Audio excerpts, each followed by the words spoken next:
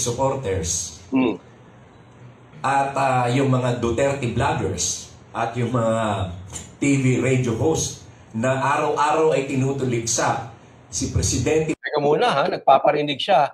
TV radio host. Ano pa yun? SMNI, DCAR. Politiko, vloggers, TV radio host. Naku, parang tinamaan kami ron Tinamaan ng SMNI doon Ikaw talaga gado, no? Bongbong Marcos, tinatawag nilang bangag at drug addict. Ito ang magpapahama kay Inday Sara sa 2028. Dahil Bobo! Ay! Hindi, tag niya yun Di ba doon siya nakilala? Di ba? Kaya Bobo tawag ko. Kasi yan ang ibig niya sabihin. Halimbawa, si PRRD, saan siya nakilala? Tatay Diggs, di ba? Ito, Bobo! Ito si Bobo ka doon. Sinisisi niya ang mga DDS, ang mga vloggers, si Tatay Digong, at saka yung mga broadcaster ng TV at radio na araw-araw daw ay tinatawag na bangag si PRR, So ibig sabihin niya, matatalo si Sara because of us. Tayo, kami, kayo mga nanonood. Matatalo si BP Sara dahil sa amin. Tingnan nyo yung nito Tingnan nyo yung analysis nitong mama na ito. Bobo talaga Bobo. Diretso natin. Tingnan muna natin. Sip-sip kasi ito Ginalit nila ang mga Ilocano, mga Marcos loyalists. Dahil ginalit ang mga Ilocano. Teka muna. Ang dami nyo, no? Hindi ko po inaano mga Ilocano. Ilocano po ako. Ang tatay ko ay pure Ilocano. So I'm 50% Ilocano. So hindi ko po inaano. Pero teka muna. Ang Pilipinas po ay hindi lang Ilocano. Marami po ang Bisaya. Marami ang Ilonggo. Marami lahat. Hindi lang Ilocano. Bobo talaga. Mga Waray at mga Ilonggo ay siguradong hindi nila iboboto si Sara sakaling tumakbo ito na presidente. Sigurado ka, Gadon? Hindi iboboto? Siya mo nakuha yung statistics mong yan. May ipapakita kang proof dyan? Ako may papakita akong proof. Kaya kong pakitaan kayong proof. Mananalo si BP Sara. Mamaya, pakita natin. Sa 2028, malamang na matatalo lamang si Sara. In fact, kung maglalaban sila ni Lenny o Pinagmalaki pa si Lenny. Maglalaban si Sara at si Lenny, matatalo si Sara? Ay matatalo pa rin si Sara. Hindi ako naniniwala dyan. Maglalaban daw. 1-on-1 si Lenny tsaka si Sara. Matatalo si Sara. Hindi lang bobo to. Gago pa. Sorry. Pinagsasabihan na kami magmura. Hindi naman mura yun, pero paano ka naging abogado ganyan ng analysis mo? Hindi ka in touch sa katotohanan. You are living in a fairy tale world. Sabihin ko sa'yo, maswerte na kung maglalaban si BP Lenny at si Sara. Maswerte na kung aabot sa kalahati ang boto ni Lenny. Alam mo na yung Gadon, pambira ka naman, nagtatanga-tangahan ka, Alam mo ang ginagawa nito? Mind conditioning. Pula Anong ginagawa niya? Mina-mind conditioning niya ang dilaw. Style yan si Lenny, mananalo yan kay Sara, mind condition. So ang gagawin ng dilaw, ang amor nila, ibibigay nila sa pula. Wala, tanggap na namin yan. Ang pula at dilaw. Even before the election, sinasabi na namin pulawan yan. Kami, na mga hindi nabudol, na mga Duterte, mga DDS, sinasabi na namin yan, tanggap na namin sa sarili yan. Pula at dilaw. Ganun yan. Yung mga nabudol nyo lang ang hindi matanggap at dinideny na ang pula at dilaw ay hindi nagganon. Yung mga nabudol nyo. Okay? Pero yung mga nabudol nyo, na umamin na sila ay nabudol at ngayon ay nasa bakod na ng DDS, tanggap na ang pula at dilaw ganon. So wag mo na i-mind conditioning. Hindi namin kailangan ng dilaw. Inodoro na yan Ilang beses nang natalo yung Gadon. Don't live in a life, in a fairy tale world. Hindi ka in touch with reality. Insanity yan pag ganyan. Oh, ikaw na lang ang naniniwala, pambira. Halimbawa, makakuha ng 32 million si Sara. Maswerte ka na kung umabot ng 16 million si Lenny. Kalahati. Malabo na yan. Hindi po yan. Okay? Hindi po yan, wala sa katotohanan niya sinasabi mo gadon. Pagkat si Lenny ay may solid na 15 million votes. Eh kung tatanggalin mo yung Marcos votes at Marcos loyalists. Oo! Bakit tatanggalin mo yung Marcos votes kay Sara? Eh yung Marcos votes nga ay galing yan sa Duterte. Sino ba ang nakinabang dyan? Karamihan ng vlogger dyan na matatalino. Karamihan ng magagaling na vlogger dyan. Karamihan ng mga magagaling at may influensya. Iba po ang views, ha? Let me remind you, iba ang views, ibang influence. Maraming vlogger, maraming views, walang influence. Iba po yan. Okay? Yung mga matatalinong vlogger na nagpanalo kay Marcos, yung mga influencer, yung totoong influencer may influensya, na bumalik na. Bakit? DDS na totoo yan. Yung totoong may ganito, ulitin ko para maintindihan nyo, yung mga totoong DDS, vloggers, may ganito. Lumipat na, bumalik na. Originally kay Sara yan. Naintindihan? So hindi si Sara ang nakinabang sa Marcos votes. Baliktad. Kaya nanalo si Marcos because of Sara. Kaya yung 32 million, possibly ni Sara, baka 28, 25 million, solid Sara yun. Ilan lang dyan ang kay BBM. At yung 31 million ni BBM, possibly, Sara lahat yun. Karamihan doon. Yung pong totoo, gadon, ano ka ba naman? Paano ka naging abogado, ganyan ka mag-analyze? Mga Ilocano votes na napakalaki niyan, ha? Isipin nyo, Ilocos Norte, Ilocos Sur, Pangasinan, La Union, Cagayan, Isabela. Naalala mo nung dapat tatakbong presidente si Si BP Sara? Sinong lamang sa survey? Sige nga gadon, matanong kita. Sinong lamang sa survey? Nakaungas lang yan si Marcos sa survey kasi bumaba si Sara. Hello? Nag-BP siya. Hello? At yung mga DDS, hiningi na suportahan si Marcos. Hello? Kaya lang hindi kami sumunod. Ayaw talaga namin kay Marcos. Hello? Lamang sa survey. Hindi ka ba nagbabasa ng news? Ay, hindi ka ba nanonood ng dyaryo? Oh, at yung mga Ilocano sa Mindanao, napakaraming Ilocano sa Mindanao at saka sa Cebu, tanggalin mo yan at ibigay mo kay Lenny, panalo si Lenny, talo si Sara. Dahil may solid na dating 15 million si... Kwento mo yan, bida ka dyan. Si Lenny Ang mahirap dito sa mga vloggers na ito at itong mga DDS supporters na ito. Binanatan pa yun. Diyan mo malalaman, binabanatan nila sa mainstream. Bakit? Malakas. At tingnan mo, ha? Tingnan nyo itong mabuti. Sinasabi nila, kaunti ang maisog rally. Konti ang nag-a-attend. Pero anong sinasabi nila? Anong ginagawa nila? Hinaharangan ng maisog. Hinahalungkatan ng kaso ang pumayag sa maisog. Nilalagyan ng truck yung mga Freedom Park. Lahat na ng paraan para hindi magkaroon ng maisog. SMNI, katakot-takot na panggigipit ang ginagawa para hindi ma-cover ang maisog. Tapos may balita pa tayo, baka magbibigay pa ng ayuda para lang kontrahin ang maisog. Tapos sasabihin nyo, konti ang nag-a-attend sa maisog. In contrast, sasabihin nyo, marami nag-attend. Ha? Pinopromote nyo na maraming beses yung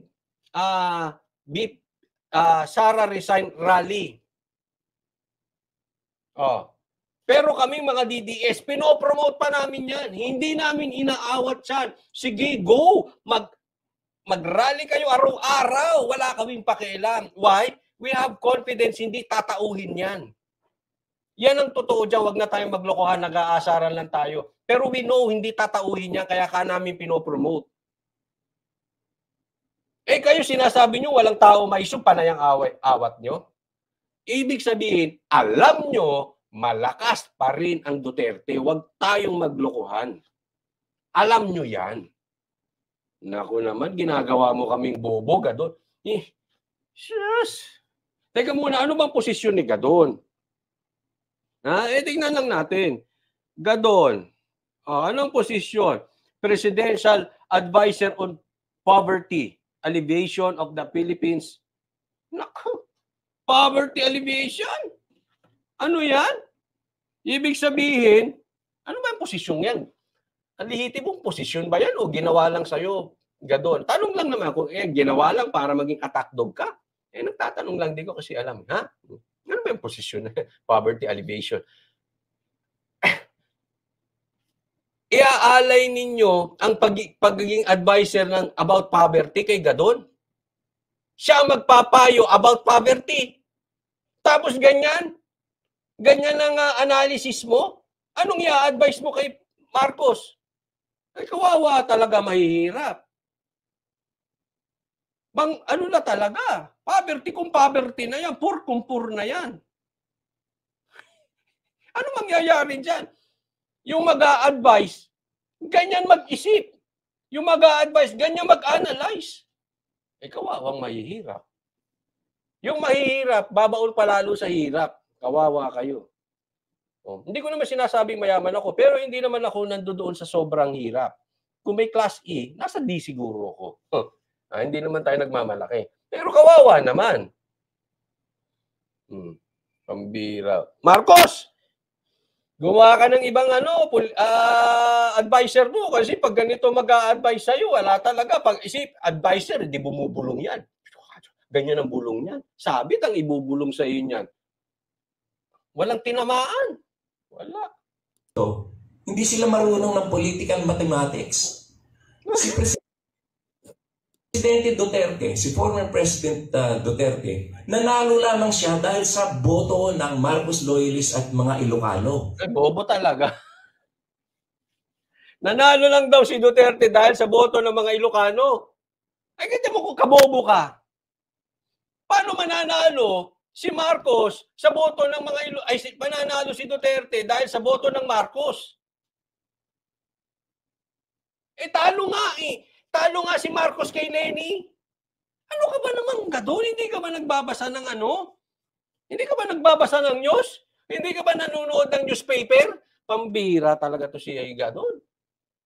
Ang punto niya, di ba? Ang nagpanalo kay Duterte, Marcos votes. Hindi nyo nga naipanalo yung kandidato nyo. Naipanalo nyo lang ngayon dahil kay Duterte. Sino bang nanalo nun? Nanalo pa nga si Leni. Bobo talaga ito. Dahil kasi noong panahon na yon, ang kalaban ni Presidente Duterte ay si Mar Rojas at saka si Binay. Parehong dilaw yon. So natural, no choice. No choice ang mga Ilocano, ang mga Marcos loyalists, lalo pa at ipinangako ni Presidente Duterte at then Mayor Duterte na ipapalibing niya sa libingan ng mga bayani si President Ferdinand Marcos Sr.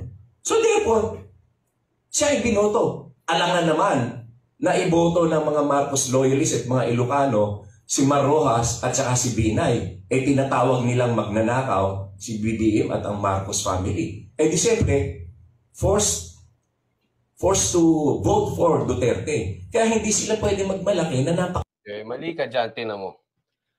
Okay? Hindi raw, ang nagpanalo kay Duterte yung Marcos votes kasi alangan naman daw si Binay at si Mar Rojas ang iboto. Natural, hindi nila iboboto yun kasi dilaw daw yon. At pinangakuan ng Duterte si Marcos na ipapalibing. Pero at least si Duterte pag nangako tinutupad. yung amo mo, pag nangako ba, tinutupad? Hello? Hello? Oh. Okay, so puntahan natin. Kaya nakuha daw ng Duterte ang Marcos votes. Okay. So ang nagpanalo kay hindi daw natin pwedeng ipagmalaki yun dahil ang nagpanalo daw Marcos. Eh kung kaya niyong ipanalo ang Duterte, bakit si Marcos hindi niyo na ipanalo? Wag nga tayong naglulukuhan tayo eh. Talo nga si Marcos. Wala nga yung ginawa ng 6 na taon kung hindi ipaglaban. Kaya nga nag-ingay yan dahil tatakbo pa lang presidente. Kahit na alam niya hindi niya na kayang ipaglaban yung kanyang pagkatalo, nag-ingay lang kasi tatakbo pa lang presidente. Hindi nyo nga napanalo. Bobo talaga. Kalaki ng boto nila. Kung magwa one-on-one, si Lenny at si Sara, malamang matalo si Sara. Dahil kasi hindi siya iboboto ng mga Marcos loyalist at mga Ilocano. Tawagin ba naman nilang bangag at adik si BBM, i-expect mo ba na boboto pa sa kanay kay Sara yung mga yan? Natural, hindi. Okay lang. Konti lang naman. Nakita nyo yung nag-rally. Nakita mo yung nag-rally. Di ba? Hindi. Galit na sila ngayon eh. Ang may kasalanan niyan, ang napahamak niyan ay si Sara. Kagagawan ng mga DDS vloggers at mga... Ako, nasisi pa kami.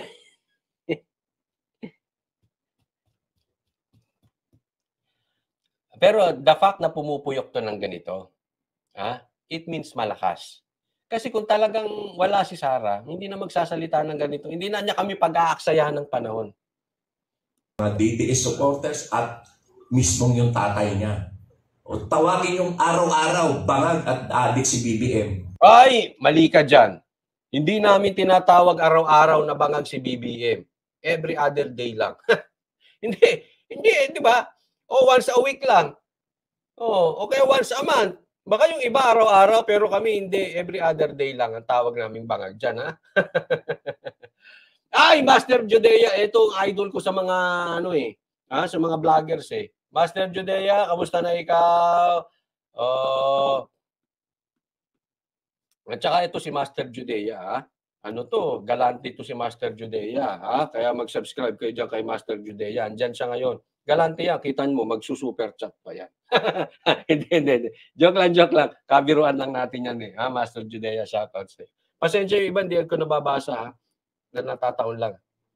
Diretso tayo. Ang bihira to si Tingnan ko lang kung iboboto pa si Sara. Natural, hindi. Kaya malamang-lamang, matatalo lamang si Sara sa 2028. Lalo na, halimbawa, nagsalib ang puwersa ni Martin Romualdez at halimbawa, sip, no? Halata ka doon. Alam mong mahina si Martin. Hindi nga tumataas ang trust rating niya. Hindi nga tumataas yan. Ang dami niya ng vloggers. Ang dami na nagtatanggol sa kanyang vloggers. Hindi epektibo. Samantalang si Sara, walang vloggers. Pero taas ng taas. Ito si Martin. Lubog. Ano ka ba namang gadon? Halatang sip-sip ka lang, mabanggit mo lang siya para may puntos ka eh. Alam mong mahina si Martin, huwag naman tayong maglokohan. Saan puwersa daw si Martin tsaka sa kalaunan, nagsama si Martin at saka si Lenny. Di wala na. Kuha na yung boto ng kabila plus yung boto ng Marcos loyalist at Ilocano. Kahit pagsamahin mo yung boto ni Sandro, ni Lenny, ni Tamba, isama mo pa sila Suarez, ipagsama-samahin mo yung boto niya, hindi aabot kay Sara. Pambira o. Ako sa tingin ko lang, kung maglalaban lang, Robin Padilla at Martin Rivera. Bakit ganun? Martin Romualdez, si Tamba. Doon pa lang kay Robin pa lang, taob na yan eh. Hello? Hindi nyo ba alam sino ang number 1 senatorial? Senator? Ba't ba naipasok ko dyan? Ibig sabihin, kahit doon lang, kasi posible mag-vice to si Robin. or mag-vice si Bongo kay Sara. Eh kahit yung vice ni Sara, hindi nyo kayang talunin. Yan ang mga napipisil. Robin, Bongo, na magbabice. Be realistic naman, para ka namang ano. Napili mo pa talaga si Martin. Kunelat nga yan. Talo nga ng talo yan eh. Kaya walang patutunguhan ang candidacy ni Sara sa 2028 dahil ginalit nila ang mga Marcos loyalist, ang mga Ilocano at mga waray ni Imelda Marcos at ang mga Ilonggo na nasasakupan ni First Lady Lam. Ginalit nila eh. Alam ka naman na, tinawag mo nga kaming bangag, tinawag mo kaming paulit-ulit ka, iboboto pa rin kita? Natural, hindi. Hindi marunong sa political mathematics yung mga ene kasi padalos-dalos sila eh. Ang nakakalungkot pa niyan, lahat ng pinag-umpisahan nito, dati naman magkaalyado yan eh. Ang lahat lang ng pinag-umpisahan na dahil lamang doon sa 400 million na confidential funds na inalis ng Kongreso kay Sara. At doon na, nagwala-wala na sila. Yun naman, mali na naman ang ano niya. Dapat ang sinisisi mo doon, bakit hindi na ipagtanggol ng self-proclaim na BFF daw niya si Sara? Kinuyog siya. Parang pinalangon dyan sa kamera. Hindi nyo man lang na ipagtanggol. Parte ng Uniteam yan. Sino ang sumira sa Uniteam, hindi DDS? Galing sa loob mismo ang sumira sa inyo. Kayo ang nagsumira. Isipin mo, 50% ng Uniteam. Ang Uniteam naman is Marcos at Sara lang. 50%, nilapa siya dyan sa kamera. Walang nagtanggol sa inyo. Anong klaseng leadership kayo? Mga weak kayo. Pinakuha nyo yung ano? Walang umimik sa inyo dyan? Huwag nga tayong maglokohan. Talagang kinarni nyo dyan si Sara. Tapos gusto nyo matuwa kami? Pwe!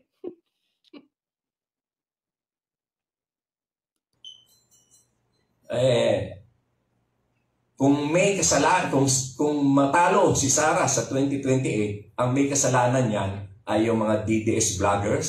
Sabi dito, wag ako. Ilongga ako. Asa na yun? Wala. Basta ayaw niya kay BBM. Ilongga raw siya.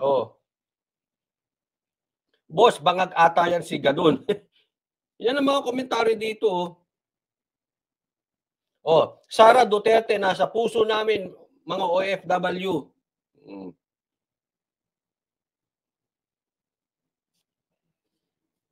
Kayo ba talaga maka-Duterte?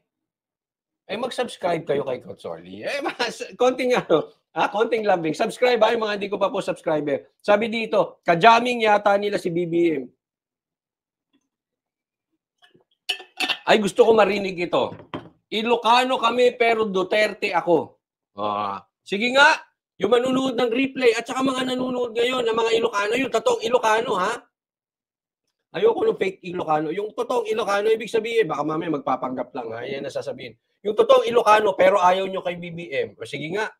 Ilocano kayo at gusto nyo kay Duterte. Pakilagay nyo nga dyan. Sabi dito, mga waray, di yan binoto, bangag. Ilonggo kami pero solid Duterte. Gadon, hindi na walang titulo. Umandar na ng mga kabobohan ni Gadon. Ay wag. Ako half Ilocano, half Kapampangan, DDS ako. Ako rin. Half Ilocano and half Tagalog. Laguna po kasi ang aking nanay. Pero Duterte ako. Ang dami nagsasabi, waray ako pero Duterte kami. Bakit ako? Ilonggo naman ako. Dito sa Iloilo, dami maka-Duterte dito. Di ako Ilocano pero galit kay BBM. Daming Ilonggo. Pambira ka kasi salita ka ng ganyan eh. Nako. Magbasa ka ha. Manood ka rito tapos basahin mo yung mga komentaryo nang malaman mo, Gadon. Hindi ka nakatira dyan sa balon mo, kaya mali ang analysis mo, gadun eh. Nakatira ka dyan sa balon mo. Oh, hindi realistic yung analysis mo, gadun.